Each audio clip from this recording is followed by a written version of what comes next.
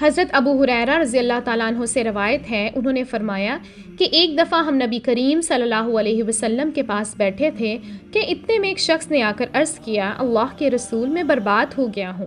آپ نے پوچھا کیا ہوا؟ اس نے کہا، میں نے بحالت روزہ اپنی بیوی سے صحبت کر لی ہے۔ آپ نے فرمایا، کیا تجھے کوئی غلام میسر ہے کہ تو اسے آزاد کر دے؟ اس نے عرض کیا، نہیں۔ آپ نے فرمایا، کیا تو مسلسل 2 ماہ کے روزے رکھ سکتا ہے؟ اس نے عرض کیا، نہیں۔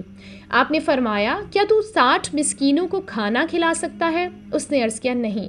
اتنے میں آپ صلی اللہ علیہ وسلم کے پاس کھجوروں کا بھرا ہوا عرق لایا گیا تو آپ نے اسے کہا کہ یہ لو اور اسے خیرات کر دو۔